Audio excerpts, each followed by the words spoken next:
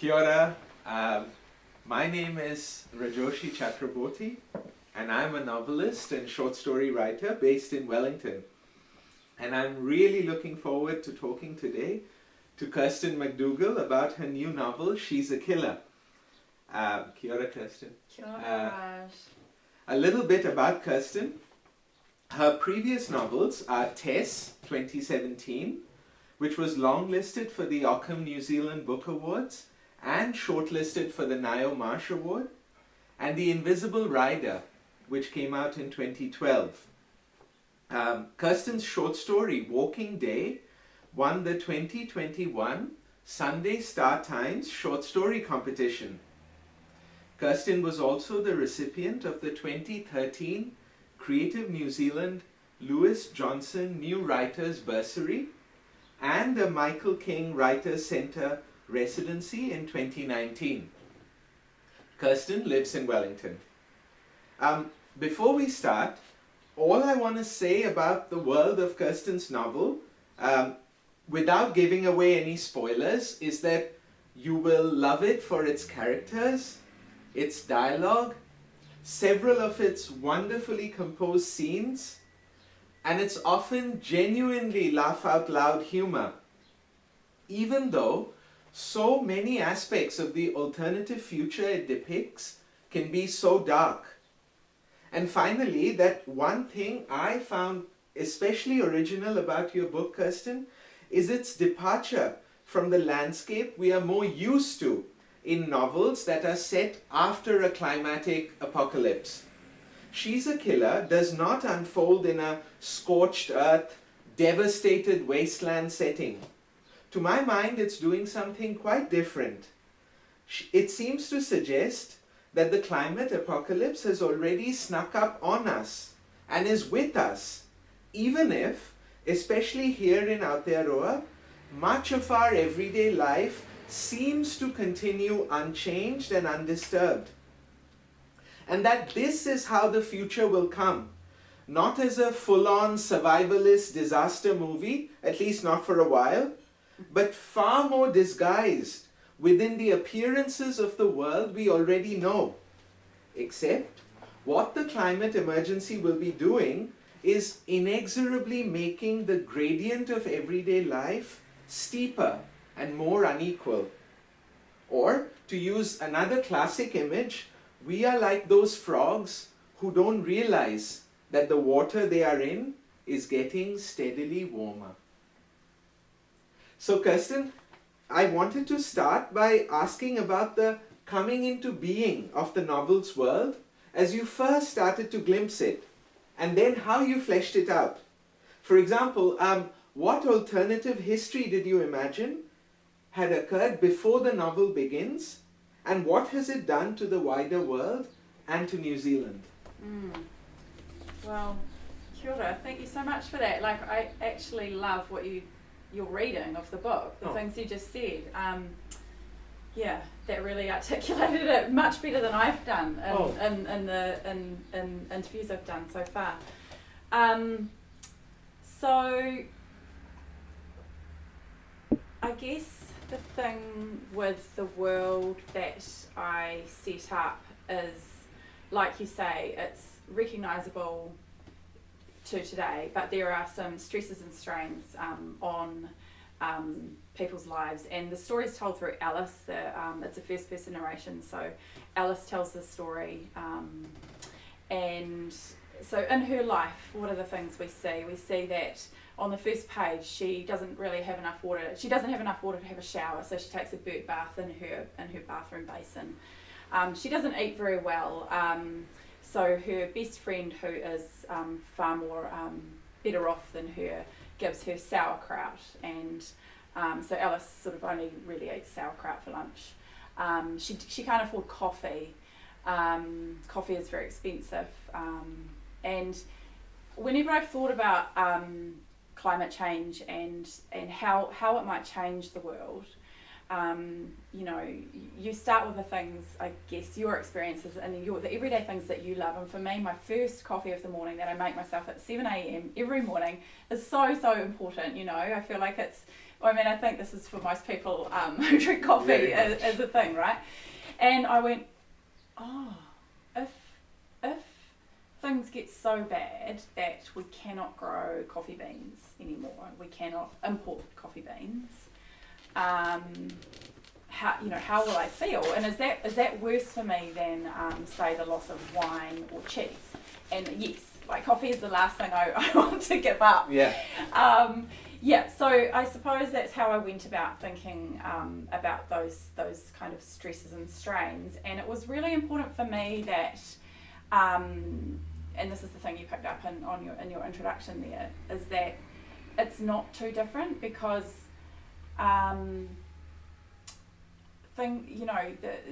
you read all the papers that come out and just in the general media, and we know that things are very, very bad at the poles with the massive polar the ice melt. We know that parts of the Amazon are now producing more CO2 than they can absorb. We know that there's a massive amount of plastic floating in the oceans and that fish are ingesting it, and that actually humans are now ingesting microplastics through the soil and fish.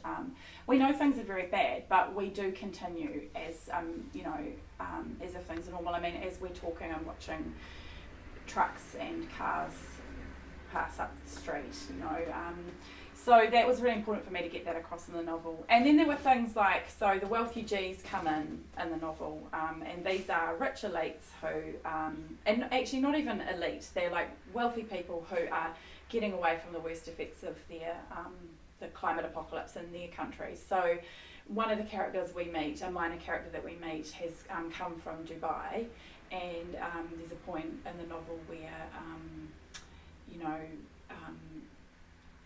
Alice says, it's or another character says, it's such a shame what's happened to he calls it a country, and Alice corrects him and says, well, it's actually a city.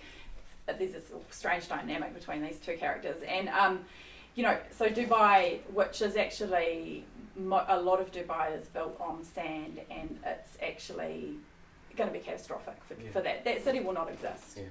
Maybe the what's the big building, Burj Khalifa, will still be there, because apparently the foundations for that are pretty good. But so I was just kind of extrapolating. I was going, well, we already have wildfires, in parts of Europe and in California and Australia, Brazil. So that's just going to get worse. The sea level rising is going to get worse. So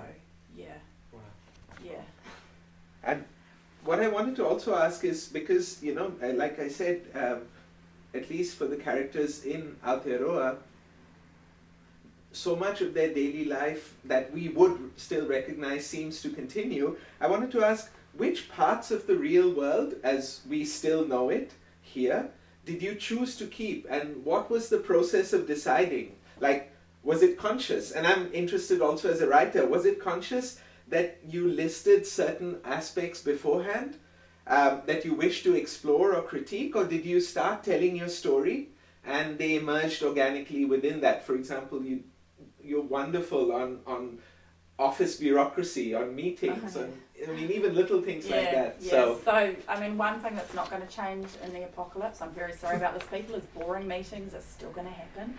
I hate meetings. Right. I'm really lucky to work in an environment where we actually don't have too many of them.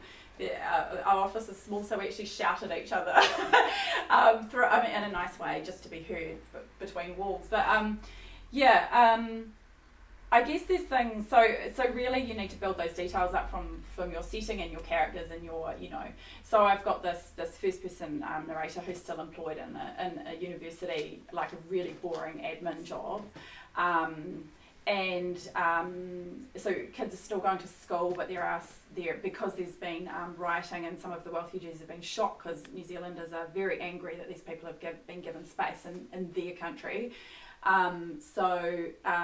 There's security and armed guards at fancy restaurants where the wealthugees go to eat. Guards outside the fancy supermarket where the wealthugees can afford to go and buy their food from. So that just comes out of the story you're writing. And Yeah. to be honest, I'm not a great planner, and it's Right. something I actually want to work better at. Right. Do you plot out your novels?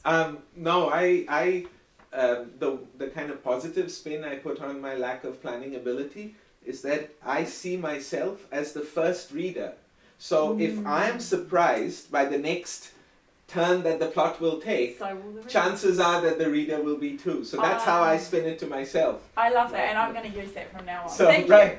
Because I've seen it as a failing in my ability as a writer, that I can settle this stuff up and then go, what the hell am I going to do with it all, you Right. know? And then I talk to other writers, and actually it seems to me that from my loose survey of other writers, so many of us don't plan. Yeah. We start with voice and character, and we build from there, or whatever it is. Yeah. That it is that spurs that first thing. Yeah. And we build from there. So it's just once you've got enough material, it's staying true to that material. Yeah. Yeah. To make that world seem plausible and alive. Yeah. Yeah. Yeah. And what you're always looking for is, at least in my case, and in books that I admire, is that next turn of plot that is both a surprise, but also feels perfectly right for those people at that point in the story. Yeah, absolutely. It's that balance.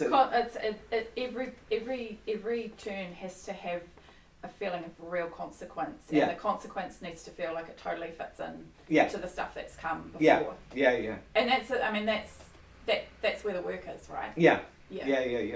Oh, so a question related to the one above, and it's also about one of the things I love that fiction can do, which is take very large themes and find their implications and ripple effects for individuals and the everyday lives that we live.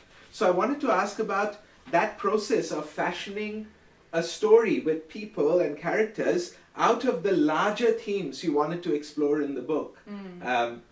Inequality, environmental devastation, but how to distill it into a story about people and... So, well, I do it the other way around. So I think that if I were to start with grand themes and concepts, I'd be terrified. I'd be so petrified I wouldn't be able to make a mark on a page. Yeah. So for me, it always starts with character, and it always and that's so intimately connected with voice, and voice is really important to me, because for me, that is where you get the framework and the parameters for your style, the sort of language you're going to be using in your work in a set piece. And so and it'll tell you about who the narrator is and what point of view the narration is from. Yeah. So this is a first person narration in which many things happen, in a story in which many things happen, and that's difficult. Like I hadn't actually realised what a difficult task I'd set myself to write a story in which a lot of action happens, and it has to be done from one person's point of view. But back to your question. Sorry, you're gonna have to. Which is just about whether your starting point is those people or it's the larger themes that you want to explore in the book. Yeah. So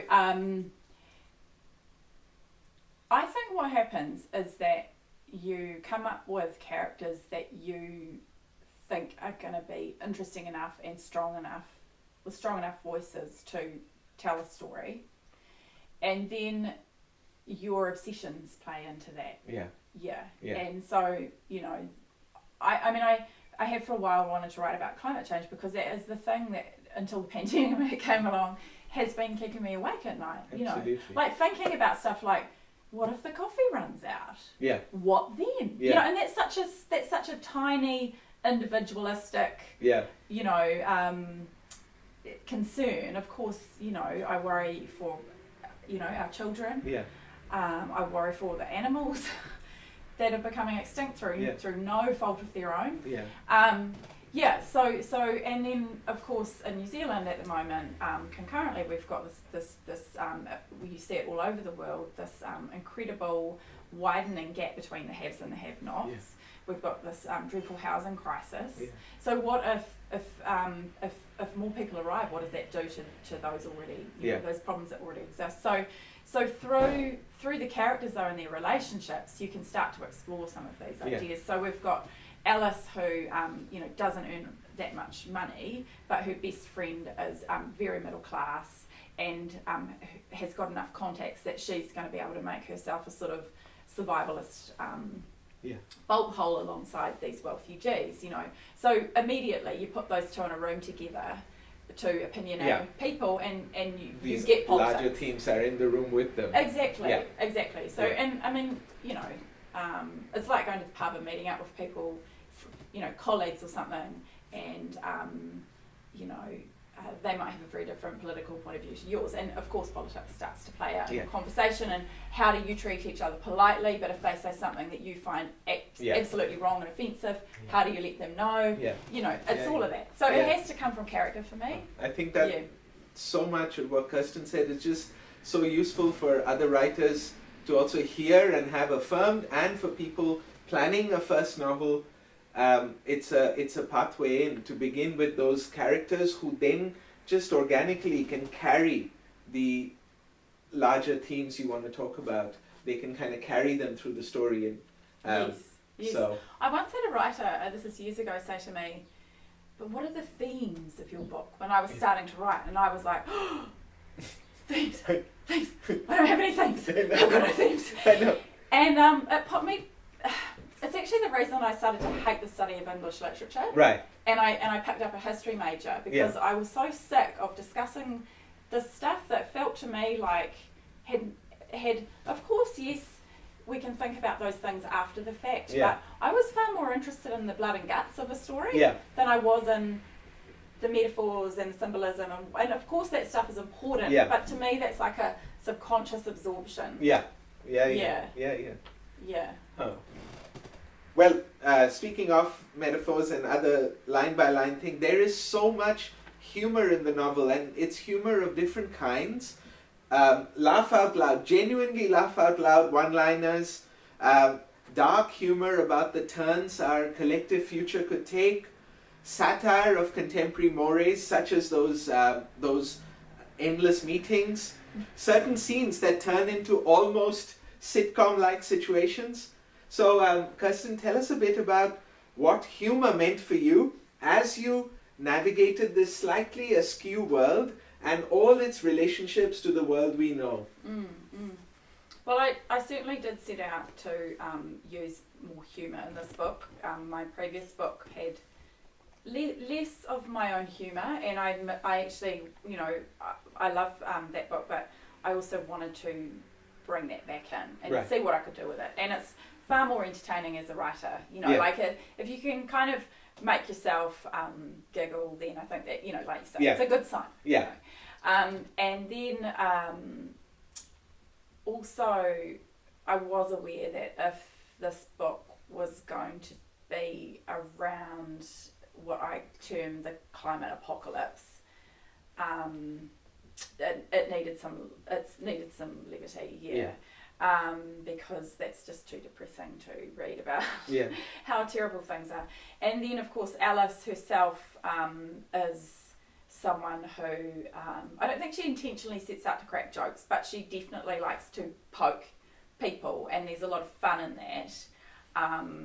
And she has her imaginary friend Simp, who provides this great foil for her. And she also, the other thing about humour is it sort of points out actually how ridiculous the situations are. You know, so you can sort of wave your hands in the air and say, you know, everything about a certain situation is pointless, but it's kind of funnier and slyer to make a joke out of it from my point of view.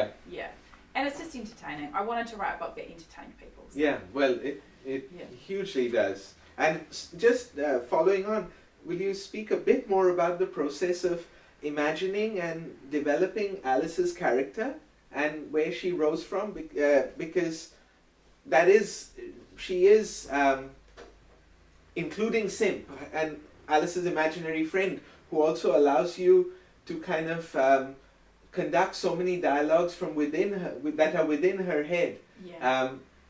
Tell us a bit about how Alice and Simp came to. Did they come as a package? They did. Yeah, right. they did. The first scene I wrote was actually no. The second scene I wrote, Simp turned up. Yeah, and that was on the bus. Right. Actually, the scene that's on the bus at the very beginning of the novel. And yeah, it was kind of weird. It was like, oh, here's this main character, and she's got her imaginary friend. She's an adult, but she's got her imaginary friend sitting next to her on the bus, and someone might sit on her imaginary friend, you know. So that was really interesting. And then I realised as I went on that Simp was going to be really important because Alice is, she tells the truth, but she also, she tells the truth in her narration and sometimes in her dialogue to other characters, but she isn't reliable either, right. you know, because she is, I mean, one of the things that comes up about her is she is slightly borderline sociopathic. I suppose she's unreliable because she has a very set way of looking at the world, you know, and so there's no objectivity about the way Alice sees the world. It's a very skewed way of seeing the world. Yeah. So Simp is useful because, and the other thing with Alice is that she is, she's probably, you know, the glass half empty rather than the glass half full, and she lacks empathy towards others. And Simp is there as sort of her empath, the empathy that is missing. Right. Like it's almost like it's been split out from her. Right. At a certain point. Right. She can't, because of the way she just won't deal with emotions or feelings. Yeah. Almost won't even let herself have them. Simp is there as a sort of a separate vessel who can carry those feelings and reflect them back to her. Yeah. So I think of Simp as being another inner monologue for Alice. Yeah. That's just become externalized because she's a bit cracked. Yeah. You know, Alice is a bit cracked. So yeah, and I don't know about you, but I have a very strong inner monologue. Right. Yeah. The other day I was reading, and I do too. And the other day I was reading about how there was an article in the Guardian about how different people's. Did you see that? Different people's inner monologues come to them in these highly specific voices. So there's one person who kind of speaks no Italian, does not have Italian heritage in Britain. For years now, decades, her inner monologue has been a kind of an Italian aunt or something. Or Italian couple who bicker. Yeah, an Italian couple who bicker. So it's just that, I found that like next level. Like, it is next level. So it is real. Like I was sort of like, whoa, I thought I was bad, but that is full on. Like, and she does say in that article, in the Guardian article, that it can be quite tiring. Yeah. And I was very admiring of the guy who says that his inner world is like there's an island, and on the island all the technical things and the practical things that he has to do get done, and around him there's just a sea, and it's silent. I was like, that seems much more peaceful. Yeah. But I think a lot of people do have inner monologues. Yeah. So she, you know, she's there for that, and she's also fun. I mean, the thing is, you get a kind of a cast scene, so where you've got a full cast in one scene, talking, lots of dialogue, conversation going here, there, and everywhere, and Simp will pipe up. Simp can pipe up and respond to say something Alice's mum's saying, or Alice is saying, or someone else is saying. And Alice is the only one who can hear her. Yeah. And that's fun. Yeah. That was just like really, really fun to play with. Except that there's one moment, which again, not giving this, someone else in the book, another very important character, who notes some kind of cloud or aura above Alice and kind of senses that. So there's this one moment where it breaches the bounds of realism and suddenly Simp is real not just to Alice, but to someone outside her. And I love that little... so just a brief brief thing. So and that's part of it's Erica who notices that, and she is a highly perceptive human being. I mean, she's got all the smarts that Alice has plus more. Plus she also is much better with emotional intelligence than Alice. Well, expanding that previous question to a larger one about the range of voices you sought to have in the book as embodied in its different characters. Will you speak about the spectrum of people who inhabit the novel and this imagine society, you know, from well-to-do characters to people in Alice's life. Like, were you seeking to create a spectrum? I think quite quickly I realised that I needed to be able to tell the story, because so much does happen. I needed other characters to do that work, because I couldn't just have Alice and Simp and Erica.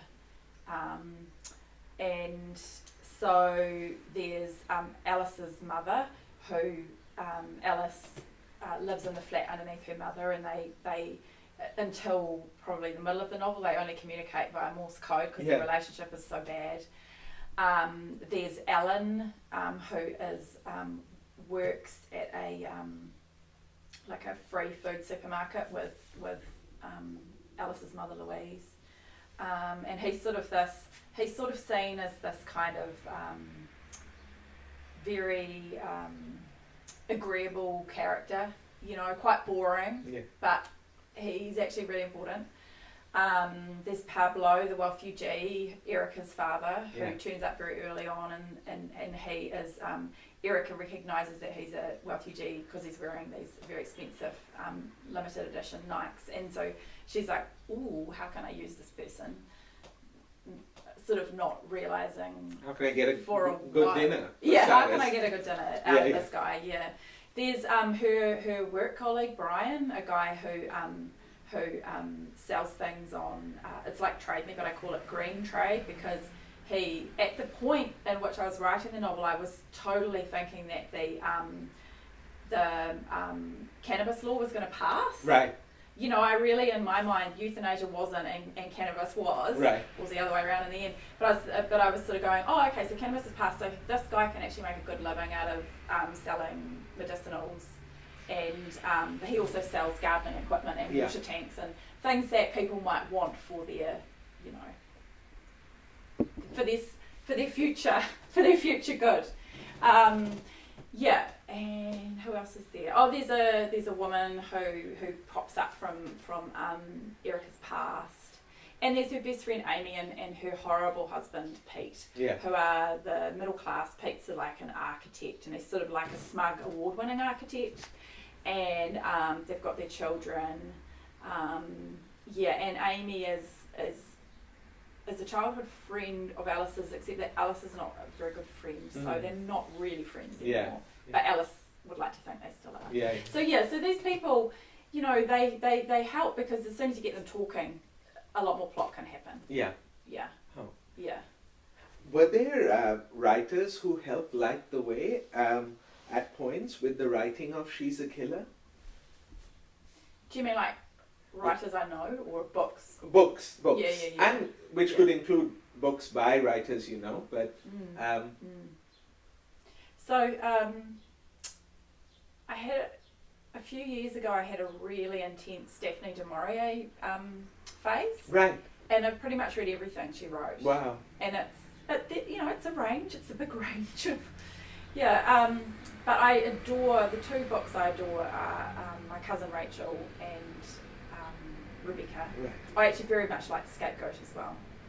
And the thing I love about Daphne du Maurier is things happen in her books, you know, and she was never seen as a literary writer, and I think this upset her a lot. She sold very, very well. Like, she had a very good living. She came from a wealthy family, but she made a very good living from her books.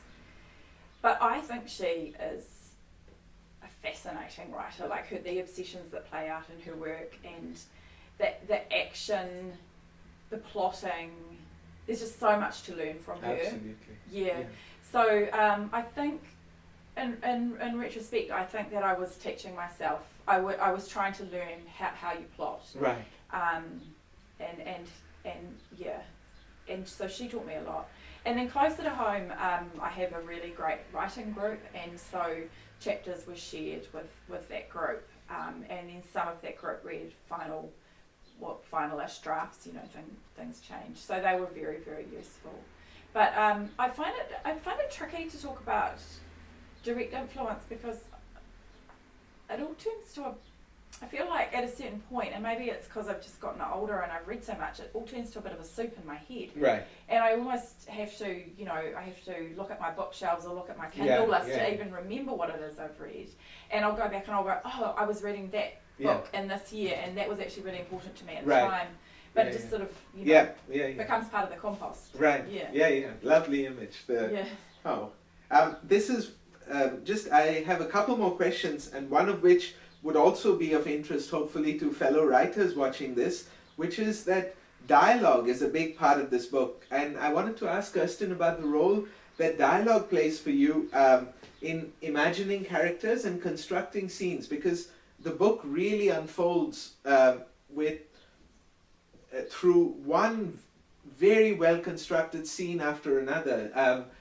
I feel like if ever there were moves to turning it into a screenplay, the kind of scenes would just kind of select themselves. So, and dialogue plays a great role in leading us through those scenes. So do you think in dialogue and scenes? Yeah, absolutely. Right. I absolutely think in dialogue. And the thing is, dialogue just does so much. It tells you,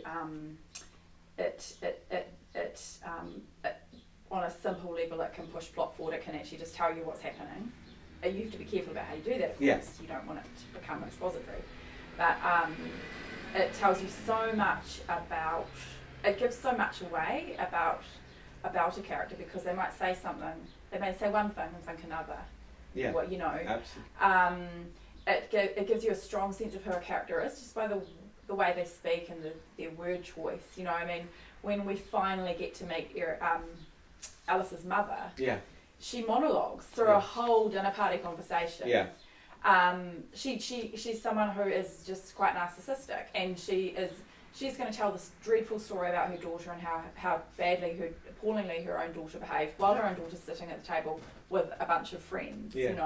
And so there's so much you learn, not only about through this long story about a candied pineapple. Not only do you learn about Alice and things she's done in her past and this relationship with her best friend Amy, you learn a lot about how the mother thinks just through how she talks and how she treats people.